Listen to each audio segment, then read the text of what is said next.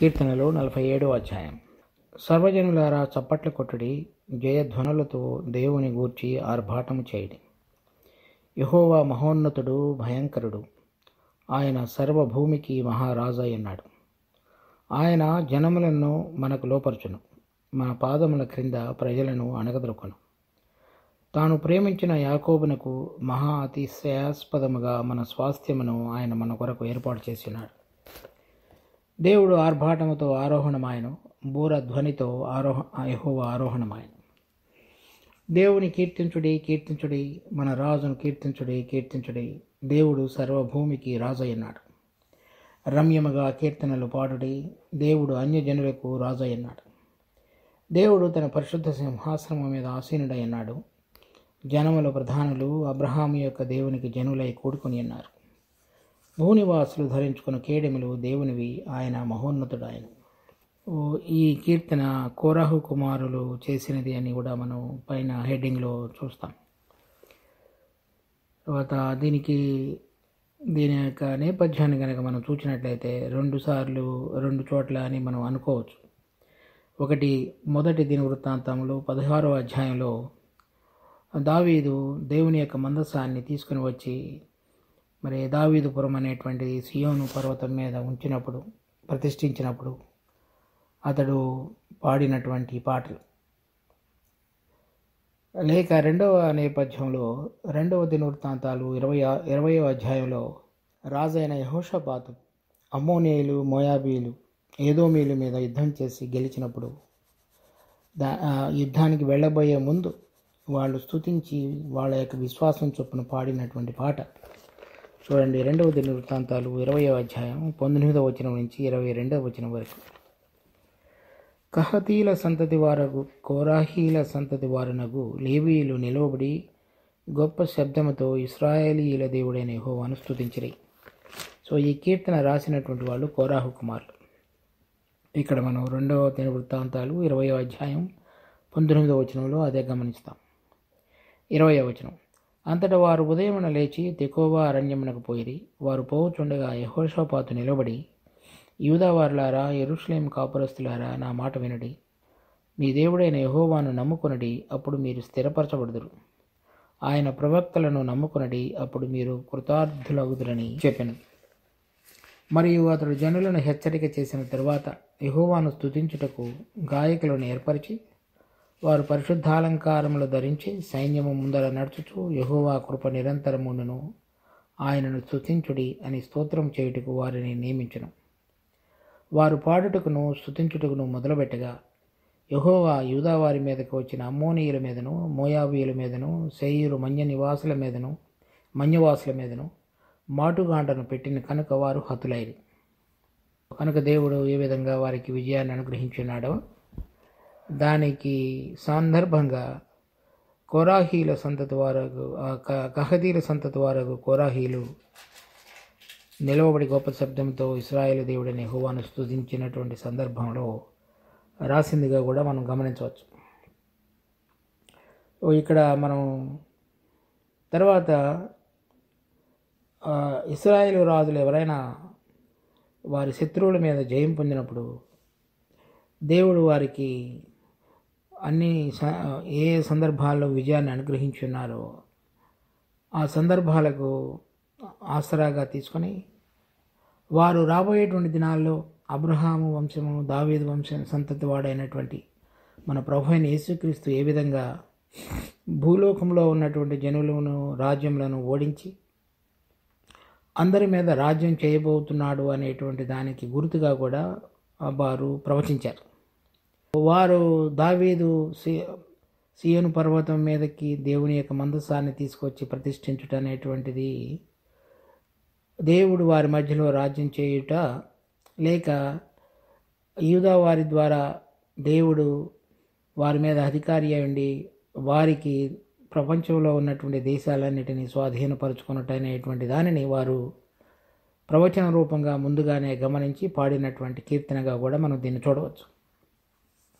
అదేవిధంగా యెహోషాపాతు కూడా మోయాబీలు, అమ్మోనీయులు, ఏదోమీల మీద జయం పొందినప్పుడు కూడా శత్రువులను ఏ విధంగా దేవుడు ఓడించుతాడో అది రాబోయే దినాలలో మరి ఇశ్రాయేలుకు వ్యతిరేకంగా లేచినటువంటి రాజ్యములన్నీ కూడా ప్రభు అయిన యేసుక్రీస్తు రెండవసారి మహిమలో తిరిగి వచ్చి వారితో స్వయంగా తానే యుద్ధం చేసి ఇశ్రాయేలీయులకు విజయాన్ని కలుగజేసి వారి యొక్క రాజ్యాన్ని పునఃస్థాపించి వారి మీద రాజుగా ఉండి వారి ద్వారా భూలోకమంతటిని ఏలబోతున్నాడో అనేటువంటిది కూడా ప్రవచన రూపంగా వారు ప్రవచించుతూ వచ్చారు. అటువంటి ప్రవచన రూపంలో చెప్పబడినటువంటిదే ఈ కీర్తన కూడా 47వ అధ్యాయం. తర్వాత దీనికి ముందుగా మనం ఇంకొక దేవుడు దావీదుకు అనుగ్రహించిన వాగ్దానాన్ని కూడా మనం చూడాలి. 2వ సమూయేలు 7వ అధ్యాయం 11వ వచనం నుంచి, నీ శత్రువుల మీద నీకు జయమిచ్చి నీకు నెమ్మది కలుగు చేసి ఉన్నాను. మరియు యెహోవానగు నేను నీకు తెలియజేయనుదేమనగా, నేను నీకు సంతానము కలుగజేయుదును. నీ దినములు సంపూర్ణములగునప్పుడు నీ పితరులతో కూడా నిద్రించిన తరువాత నీ గర్భములో నుండి వచ్చిన నీ సంతతిని హెచ్చించి రాజ్యమును అతనికి స్థిరపరచదు. అతడు నా నామ ఘనత కొరకు ఒక మందిరమును కట్టించును. అతని రాజ్య సింహాసనమును నేను నిత్యముగా స్థిరపరచదును. నేను అతనికి తండ్రినైందును, అతడు నాకు కుమారుడైండును. అతడు పాపం చేసిన ఎడల నరుల దండముతో మనుషులకు తగులు దెబ్బలతోనూ అతని శిక్షింతును. కానీ నిన్ను స్థాపించుటకై నేను కొట్టివేసిన సౌలునకు నా కృప దూరమైనట్టు అతనికి నా కృప దూరము చేయను. నీ మట్టుకు నీ సంతానమును నీ రాజ్యము నిత్యము స్థిరమగును, నీ సింహాసనము నిత్యము స్థిరపరచబడను అనెను. తనకు కలిగిన దర్శనమంతటిని బట్టి ఈ మాటలన్నిటి చొప్పున నాతాను దావీదునకు వర్తమానం తెలియజెప్పెను. దేవుడు దావీదుకు ప్రత్యక్షమై అతని సంతతి ద్వారా వచ్చినటువంటి దాన్ని రాజ్యం స్థిరపరిచి అతని యొక్క రాజ్యము నిత్యత్వములో ఉంటున్నదని, సదాకాలం ఉంటుందని వాగ్దానం అనుగ్రహించున్నాడు. కానీ దాని తర్వాత మనం చూసినప్పుడు అతని కుమారుల తర్వాత వచ్చినటువంటి వారి యొక్క రాజ్యం స్థిరపడలేదు. వారందరూ కూడా చివరిలో బబులోనుకు బందీలుగా తీసుకుని వెళ్ళిపోయిన తర్వాత 70 సంవత్సరాల తర్వాత వాళ్ళు తిరిగి వచ్చినప్పటికీ కూడా వారు అంతకు మునుపు ఎటువంటి మహిమతోటి ప్రభావంతో రాజ్యం చేశారో అది స్థిరపడినటువంటి దాఖలాలు ఏమీ లేవు. ప్రభు అయిన యేసుక్రీస్తు 2000 సంవత్సరాల క్రితం ఈ లోకంలోనికి వచ్చినప్పుడు దావీదు సంతానంలో పుట్టినవాడై ఉన్నప్పటికీ కూడా అప్పుడు ఇశ్రాయేలీలందరూ కూడా రోమా ప్రభుత్వం యొక్క అధికారం కింద జీవిస్తూ వచ్చారు. రోమా ప్రభుత్వ ప్రతినిధిగా హేరోదు వారి మీద రాజుగా ఉన్నాడు. ఆ హేరోదు ఏదోమీయుడు కనుక వారు ఒకసారి బబులోనికి వెళ్ళిపోయిన తరువాత దావీదు యొక్క గుడారం పడగొట్టబడింది.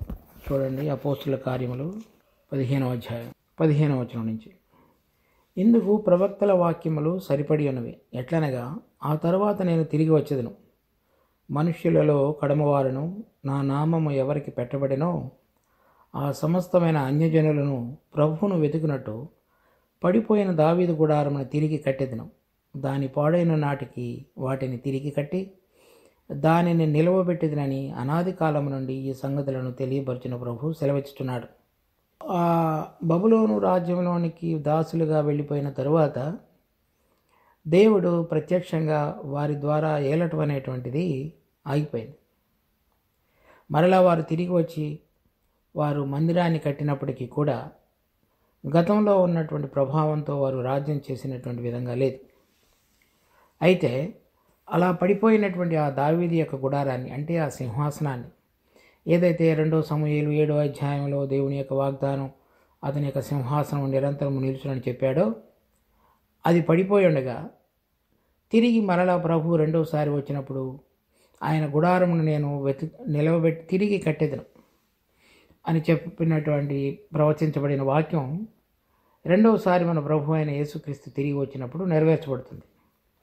దానిని పేతురు అపోస్తుల కార్యం 3వ అధ్యాయంలో ఈ విధంగా మాట్లాడతాడు 18వ వచనం నుంచి, అయితే దేవుడు తన క్రీస్తు శ్రమపడునని సమస్త ప్రవక్తల నోట ముందుగా ప్రచురపరిచిన విషయమును ఇలాగ నెరవేర్చిన, ప్రభువు సముఖము నుండి విశ్రాంతి కాలములు వచ్చినట్లను మీ కొరకు నియమించిన క్రీస్తు యేసును ఆయన పంపునట్లు మీ పాపములు తుడిచివేయుడి నిమిత్తమును మారు మనసుకు నుండి తిరుగుడి.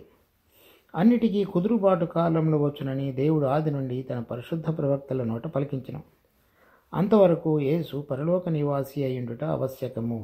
అన్నిటికీ కుదురుబాటు కాలంలో తర్వాత ఇశ్రాయేలులకు విశ్రాంతి కాలంలో అనేటువంటి మాటకు అర్థం ఏంటంటే, ప్రభు అయిన యేసుక్రీస్తు వచ్చినప్పుడు తిరిగి పడిపోయినటువంటి దావీదు గుడారాన్ని, అంటే దావీదు యొక్క సింహాసనాన్ని పునఃస్థాపించి దాని మీద ప్రభువు ఆసీనుడయుండి ఇశ్రాయేలీల ద్వారా వారు రాజ్యం చేయుట అనేటువంటిది, భూలోకం అంతటిలో కూడా మన ప్రభు రాజ్యం చేయుట అనేటువంటి దానిది అర్థం అన్నమాట.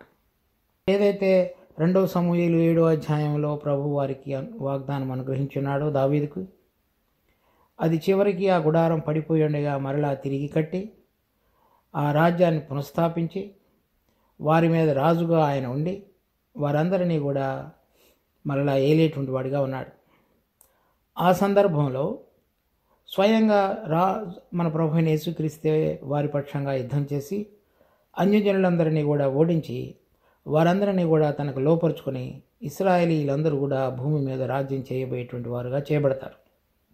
అది మనం చాలా చోట్ల ఆ విషయాలు రాయబడ్డాయి. ఉదాహరణకి జకరియా పుస్తకం 14వ అధ్యాయం, ఇదిగో యెహోవా దినము వచ్చుచున్నది, అందు మీ యొద్ద దోచబడిన సొమ్ము పట్టణములోనే విభాగింపబడను. ఏలయనగా యెరూషలేము మీద యుద్ధం చేయుటకు నేను అన్యజనులందరినీ సమకూర్చబోతున్నాను. పట్టణము పట్టబడను, ఇళ్ళు కొల్ల పెట్టబడను, స్త్రీలు చెరపబడదురు, పట్టణములో సగం మంది చెరపట్టబడిపోదురు. అయితే శేషించు వారు నిర్మూలము కాకుండా పట్టణములో నిలుతురు. అప్పుడు యెహోవా బయలుదేరి తాను యుద్ధకాలమున యుద్ధం చేయ రీతిగా ఆ అన్యజనులతో యుద్ధం చేయను. ఆ దినమున యెరూషలేము ఎదుట తూర్పు తట్టునున్న ఒలీవ కొండ మీద ఆయన పాదములు ఉంచగా, ఒలీవ కొండ తూర్పు తట్టునకు పడమటి తట్టునకు నడిమికి విడిపోయి సగము కొండ ఉత్తర తట్టునకు సగము కొండ దక్షిణపు తట్టుకు జరుగును కనుక విశాలమైన లోయ ఒకటి ఏర్పడును. ప్రభువే ప్రత్యేకంగా వారే తానే యుద్ధం చేయబో అన్యజనులతో యుద్ధం చేసి వారికి విజయం అనుగ్రహించి వారందరినీ కూడా స్థిరపరిచేవాడుగా ఆ దినమున ఉన్నాడు. ఆ సందర్భంగా ఇప్పుడు మనం చూస్తున్నటువంటి 47వ కీర్తన సంపూర్ణంగా వారి పక్షంగా నెరవేర్చబడుతుంది.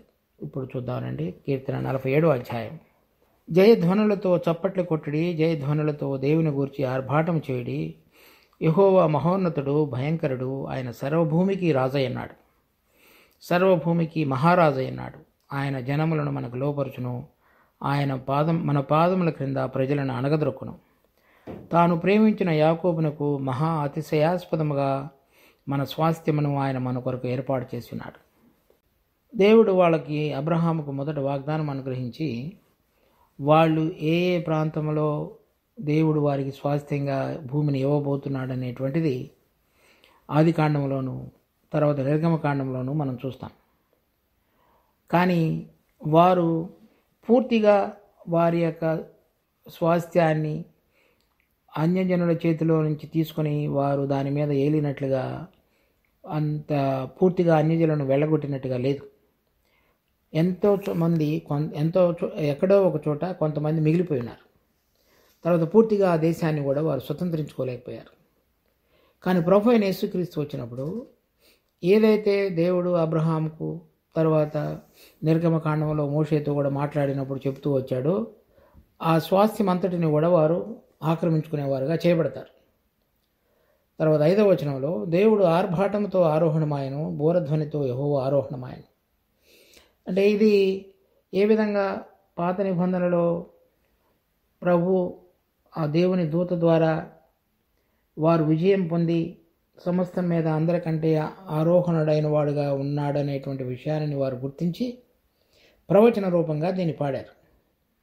దీని యొక్క ఇది నెరవేర్చబడటం అనేటువంటిది మన ప్రభు అయిన యేసుక్రీస్తు మృతులలో నుంచి సమస్తమైనటువంటి లోకనాథులను, లోకాధికారిని, తరువాత పాపం చేయించేటువంటి శక్తిని లేక మరణపు అధికారం కలిగిన వాని అందరినీ కూడా ఓడించి వారందరినీ చెరగా పట్టుకుని పోయి తండ్రి ఎదుట నిలవబెట్టబడినప్పుడు వారికి దానికి సూచనగా ఆయన ఆర్భాటముతో లేక బోరధ్వనితో ఆయన ఆరోహణమైన, అంటే జయశాలిగా వారు ప్రభువు తను ఓడించినటువంటి సైన్యాన్ని అంతటినీ కూడా బందీలుగా లేక చెరగా తీసుకుని వెళ్ళి తండ్రి ఎదుట వారందరినీ కూడా ప్రవేశపెట్టి తన విజయాన్ని ప్రకటించినప్పుడు అక్కడ ఆకాశం పరలోకంలో ఉన్నటువంటి వారందరూ కూడా బూరధ్వనితోటి జయధ్వనులతోటి ఆయనను స్వాగతించినటువంటి కీర్తనలో భాగంగా ఇది చూస్తాం. అదే కీర్తన 24వ అధ్యాయం 7వ వచనం నుంచి కూడా ఉంది. ఇదే సందర్భంగా పాడినటువంటి పాటలు. వారు ఇప్పుడు మాట్లాడుతున్నారు 6వ వచనంలో, దేవుని కీర్తించుడి కీర్తించుడి, మన రాజును కీర్తించుడి కీర్తించుడి, దేవుడు సర్వభూమికి రాజు అయినాడు. మరి జకరియా పుస్తకంలో యెరూషలేములో ఆయనే స్వయంగా వారి పక్షంగా యుద్ధం చేయను అనేటువంటి మాట ఇశ్రాయేలులకు రాజుగా వారు ఉండటానికి మాత్రమే కాకుండా అన్యజనులందరూ కూడా ఆయన యొక్క అధికారం కిందకి తీసుకుని రాబడతారు అనేటువంటి దానికి కూడా ఇది గుర్తుగా ఉంది. చూడండి, యెషయా గ్రంథం 2వ అధ్యాయం 2వ వచనం నుంచి, అంత్యదినములలో పర్వతముల పైన యెహోవా మందిర పర్వతము పర్వత శిఖరమున స్థిరపరచబడి కొండల కంటే ఎత్తుగా ఎత్తబడును. ప్రవాహం వచ్చినట్టు సమస్త అన్యజనులు దానిలోనికి వచ్చెదరు. ఆ కాలమున సియోనులో నుండి ధర్మశాస్త్రము, యెరూషలేములో నుండి యెహోవా వాక్కు బయలువెళ్ళును. జనులు గుంపులు గుంపులుగా వచ్చి, యాకోబు దేవుని మందిరమునకు యెహోవా పర్వతమునకు మనము వెళ్ళుదము రండి, ఆయన తన మార్గముల విషయమై మనకు బోధించును, మనము ఆయన త్రోవలలో నడుతుము అని చెప్పుకుందరు. తర్వాత యెషయా గ్రంథం 24వ అధ్యాయం 21వ వచనం నుంచి 23వ వచనం వరకు, ఆ దినమున యెహోవా ఉన్నత స్థలమందున్న ఉన్నత స్థల సమూహమును, భూమి మీదనున్న భూరాజులను దండించును. చెరపట్టబడిన వారు గోతిలో చేర్చబడినట్లుగా వారు చేర్చబడి చెరసాలలో వేయబడదురు. అనగా ఈ 21వ వచనంలో చెప్పబడిన వారు తర్వాత 22లో కూడా వారు చేర్చబడి చెరసాలలో వేయబడదురు. బహుదినములైన తరువాత వారు దర్శించబడుదురు. చంద్రుడు వెలవెలబోను, సూర్యుని ముఖము మారును అని చెప్పబడినప్పుడు 21లో మొదటి లైన్లో వరుసలో ఉన్నటువంటి యెహోవా ఉన్నత స్థలమందున్న ఉన్నత స్థల సమూహం అంటే సాతాను లేక అంధకార సంబంధమైన శక్తులన్నీ కూడా ఉన్నత స్థలాల్లో ఉంటుండగా వాటి యొక్క సమూహాన్ని, తర్వాత వాటి ప్రభావం ద్వారా భూమి మీద ఏలుతున్నటువంటి అనేక మంది భూరాజులను ఆయన దండించి వాళ్ళందరినీ ఓడించేవాడిగా ఉన్నాడు. అప్పుడు 23వ వచనంలో, సైన్యములకు అధిపతి యెహోవా సియోను కొండ మీదను యెరూషలేములోను రాజగును, పెద్దల ఎదుట ఆయన ప్రభావం కనపడదు. ఆ విధంగా పరలోకంలో ఉన్నటువంటి దేవునికి వ్యతిరేకంగా ఉన్న అంధకార సంబంధమైన శక్తులను, వాటి ప్రభావం ద్వారా భూలోకములో ఏలుతున్నటువంటి రాజులందరినీ కూడా ఓడించిన మన ప్రభువు సియోను కొండ మీదను యెరూషలేములోను ఆయన రాజుగా ఉండి రాజ్యాధికారాన్ని చేసేటువంటి వాడుగా ప్రతిష్ఠించబడతాడు.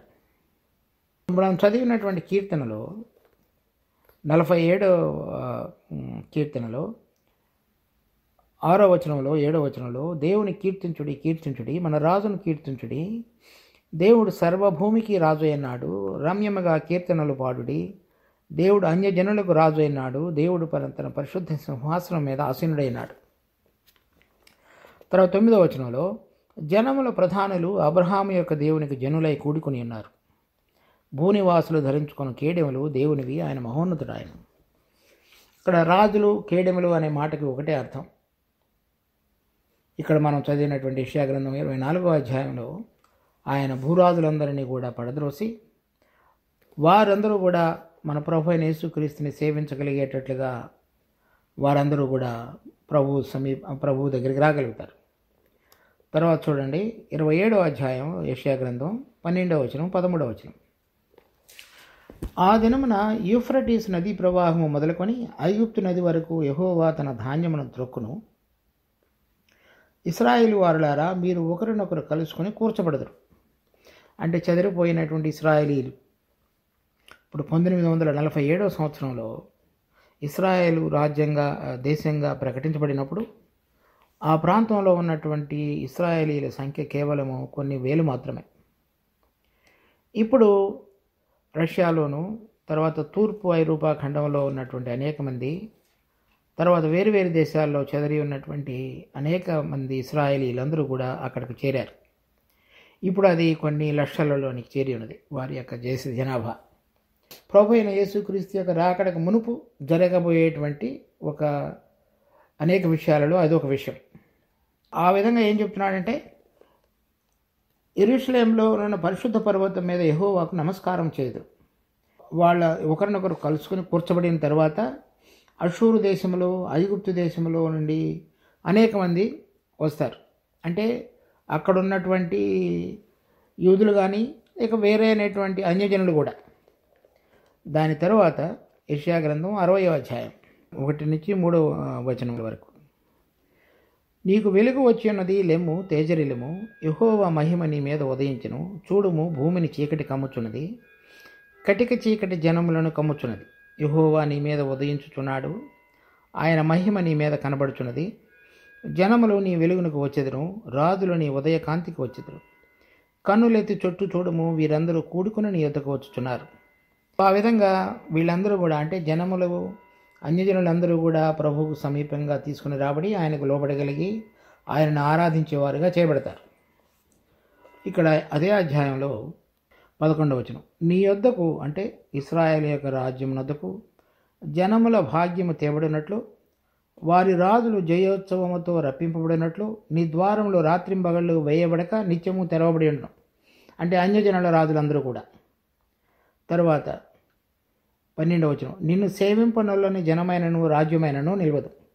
అనగా అన్ని రాజ్యములు, ఇక్కడ మనం 47వ అధ్యాయం, భూనివాసులు ధరించుకొను కేడెములు, అంటే రాజులు అని అర్థం. కేడెములు దేవునివి, ఆయన మహోన్నతుడు ఆయన.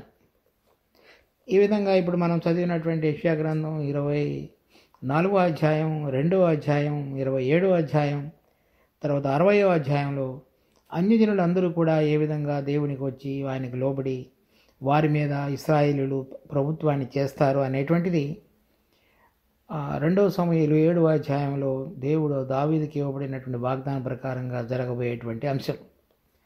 దానిని ప్రవచన రూపంగా ఎప్పుడైతే దావీదు తన యొక్క దేవుని యొక్క మందసాన్ని తీసుకొచ్చి ప్రతిష్ఠించాడో, లేక ఎవరైనా ఇశ్రాయేలు రాజులు వారు అన్యుల మీద యుద్ధం చేసినప్పుడు దానికి రాబోయేటువంటి దానికి సూచనగా వారు పాడుతూ కీర్తించారో, అటువంటి కీర్తన 47వ అధ్యాయం.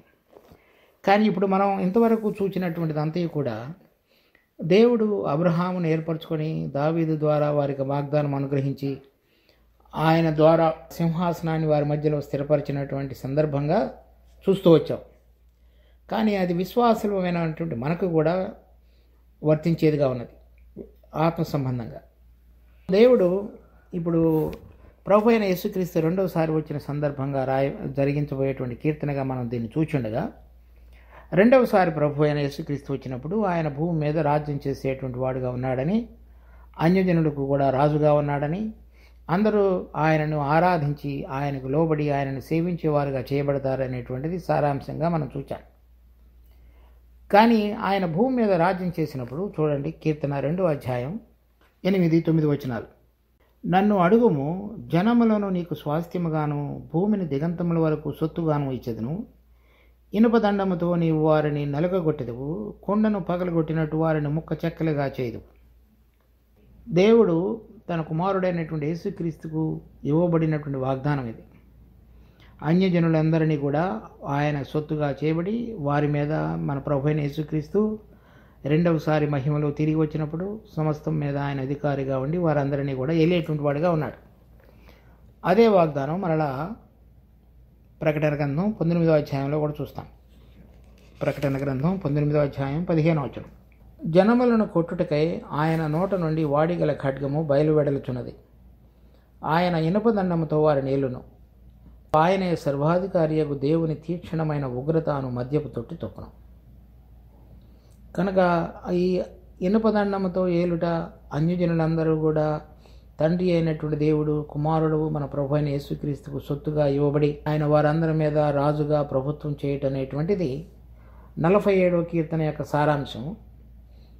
అదే మరలా ఈ కీర్తన 2వ అధ్యాయంలోను ప్రకటన 19వ అధ్యాయంలో కూడా వ్రాయబడింది. ఇదే వాగ్దానం మన ప్రభు అయినటువంటి యేసుక్రీస్తు ద్వారా మనకు కూడా వర్తించేదిగా ఉన్నది, అంటే విశ్వాసులకి. చూడండి, ప్రకటన గ్రంథం 2వ అధ్యాయం 26వ వచనం నుంచి, తోయతైరా అనేటువంటి సంఘంలో ఉన్న విశ్వాసుల గురించి 7 సంఘాలకు రాసినటువంటి సంఘపు దూత వాళ్ళతో మాట్లాడుతున్నటువంటి విషయం. 26వ వచనంలో, నేను నా తండ్రి వలన అధికారము పొందినట్టు జయించుచు అంతము వరకు నా క్రియలు జాగ్రత్తగా చేయువానికి జనుల మీద అధికారం ఇచ్చెదను. అతడు ఇనుపదండముతో వారిని ఏలును. వారు కుమ్మరి వాని పాత్రల వలె పగలగొట్టబడతారు. ఇది తండ్రి ఏ విధంగా కుమారుడైన ప్రభు అయిన యేసుక్రీస్తుకి వాగ్దానం అనుగ్రహించి అన్యజనులందరినీ కూడా ఆయనకు సొత్తుగా ఇచ్చిన్నాడో, మన ప్రభు విశ్వసించిన జయించినటువంటి విశ్వాసులకు అనుగ్రహించబోయేటువంటి అధికారం కూడా అంతము వరకు నా క్రియలు జాగ్రత్తగా చేయువానికి జనుల మీద అధికారం ఇచ్చేది. అంటే ఆయన అధికారంలో జయించినటువంటి విశ్వాసులు కూడా పాలు పంపులు కలవారుగా చేయబడతారని అర్థం. తరువాత ప్రకటన 12వ అధ్యాయం 5వ వచనం, సమస్త జనములను ఇనుపదండముతో ఏలనయన్న ఒక మగ శిశువును ఆమె కనగా, ఆమె శిశువు దేవుని యొద్దకును ఆయన సింహాసనము నొద్దకును కొనిపోబడెను. ఇక్కడ చెప్పబడినటువంటి మగ శిశువు ఆ తోతేరాలో చెప్పబడినటువంటి జయించినటువంటి విశ్వాసుల గుంపుకు సాదృశ్యంగా ఉన్నది. దాని తరువాత ప్రకటన గ్రంథం 20వ అధ్యాయం 4వ వచనం, అంతటా సింహాసనములను చూచితిని, వాటి మీద ఆసీనుల ఇండు వారికి విమర్శ చేయుటకు అధికారం ఇయ్యబడెను. మరియు క్రూర మృగమునకైనను దాని ప్రతిమకైనను నమస్కారం చేయక తమ నొసళ్ళ యందు గాని చేతుల యందు గాని దాని ముద్ర వేయించుకొనని వారిని యేసు విషయమై తామిచ్చిన సాక్ష్యము నిమిత్తమును దేవుని వాక్యము నిమిత్తమును శిరచ్ఛేదనము చేయబడిన వారి ఆత్మలను చూచితిని. వారు బ్రతికిన వారై 1000 సంవత్సరముల క్రీస్తుతో కూడా రాజ్యం చేసిరి. మన ప్రభు అయిన యేసుక్రీస్తు మనం గతంలో అంతకు మునుపు చూచినటువంటి వాక్యముల ప్రకారంగా తండ్రి అతన్ని అన్యజనులందరి మీద కూడా అధికారిగా, ప్రభువుగా, రాజుగా ప్రతిష్ఠించి వారందరినీ ఏలబోయేటువంటి సందర్భంలో వారు క్రీస్తుతో కూడా, అంటే ఈ పునరుద్ధానంలో పాలు పొంది వారు ఎవరికి కూడా లోబడకుండా జయించినటువంటి విశ్వాసుల గుంపులో ఉండి మొదటి పునరుద్ధానంలో పాలు పొందినటువంటి విశ్వాసులు రాబోయేటువంటి 1000 సంవత్సరాల పరిపాలనలో ప్రభువుతో కూడా కలిసి రాజ్యం చేయబడేవారుగా ఎంచబడతారు. 6వ వచనంలో చూడండి, ఈ మొదటి పునరుద్ధానంలో పాలుగలవారు ధన్యులను పరిశుద్ధులను ఎందురు, ఇట్టి వారి మీద రెండవ మరణమునకు అధికారం లేదు. వీరు దేవునికిని క్రీస్తుకును యాజకులై క్రీస్తుతో కూడా 1000 సంవత్సరంలో రాజ్యం చేదురు. అంటే ప్రభు అయిన యేసుక్రీస్తు ఎక్కడ రాజ్యం చేస్తాడో వాళ్ళు ఇక్కడ ఆయనతో పాటుగా 1000 సంవత్సరములు రాజ్యం చేసేటువంటి గుంపుగా చేయబడతారు. కనుక మనం చదివినటువంటి 47వ కీర్తన ఎటువంటిదంటే, ఇశ్రాయేలీయులకు ఏ విధంగా దేవుడు భూమి మీద వారికి అధికారాన్ని అనుగ్రహించినాడో అది వారి యొక్క అవిధేయత వలన పోగొట్టుకునేటువంటి సందర్భంగా మరలా దేవుడు తన కుమారుడైన యేసుక్రీస్తును రెండవసారి ఈ లోకమునకు పంపించినప్పుడు మహిమలో ఆయన తిరిగి వచ్చి వారి పక్షంగా ఆయన యుద్ధం చేసి వారికి ఆయన రాజ్యాన్ని స్థాపించినప్పుడు వారు సంతోషంతో పాడేటువంటి కీర్తన అది. అయితే విశ్వాసమైన మనకు జయించి ఆయనతో పాటు నమ్మకంగా ఆయన కొరకు నిలబడిన వాళ్ళందరికీ ఇశ్రాయేలుడు రాజ్యం చేయటం మాత్రమే కాకుండా ఆ రాజ్యం యొక్క అధికారంలో ప్రభుతో కూడా మనం కూడా పాలివారంగా చేయబడుతున్నాం. కనుక దానికి ఎటువంటి వారు కేవలము వారు పాప క్షమాపణ, నిత్య జీవం అనేటువంటి అనుభవం కలిగిన వారు మాత్రం కాకుండా తోతయరాలో చెప్పినట్లుగా వారు విశ్వసించి జయించి ప్రభు పక్షంగా నిలబడిన వారు. తర్వాత ప్రకటన గ్రంథం 12వ అధ్యాయంలో చదివినట్లుగా వాళ్ళందరూ కూడా అనేకమైనటువంటి శోధనలు, తర్వాత తమ ప్రాణములను ప్రేమించిన వారు కారు అని ప్రకటన గ్రంథం 12వ అధ్యాయం 11వ వచనంలో రాయబడింది.